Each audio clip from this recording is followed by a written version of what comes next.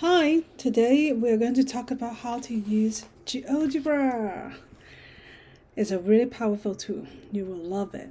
Okay, so first of all, you go to geogebra.org and then you will see a waffle on the upper right. And then you click here and then find GeoGebra Classic. Then you will open a new tab. Okay, after GeoGebra Classic, you want to go to the sandwich with the triangle and the circle, not this one, but the second one. And then click the three dots. And then open Probability Calculator. Oh, I think I did it wrong. Let me close it. I should open the spreadsheet. Okay, spreadsheet, not probability calculator. We're going to use that later. Okay, so let's close the other things. Let's input our data. Let's still use the score, the 15th score from the statistic class.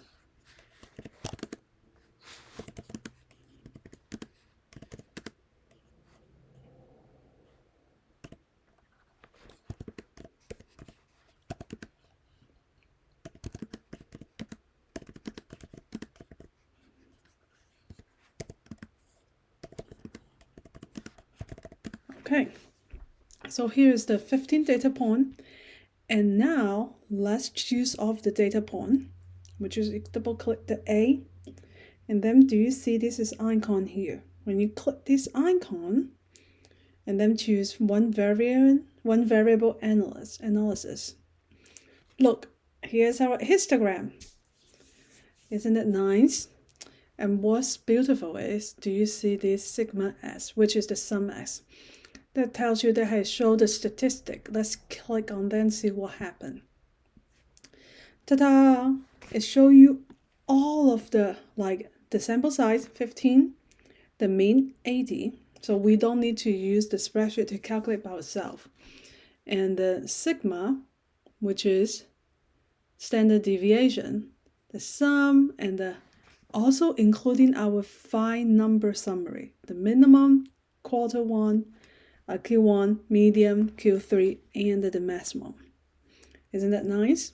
Okay, even when you look at the histogram, you can also choose the little setting here. If you click on the options or the setting icon, you can choose, okay, here set the class manually.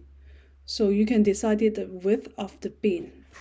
Like for example, like our example from the previous class, we want the width of bin is 10. There we go. Also, they can choose the class rule since we use the right-hand rule, which means including the left edge, but not including the right edge. Okay? And then we can also choose the width is 5.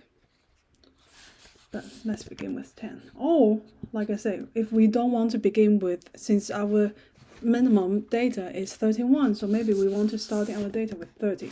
That also works. Okay. And then besides histogram, if you click here, you can choose a dot plot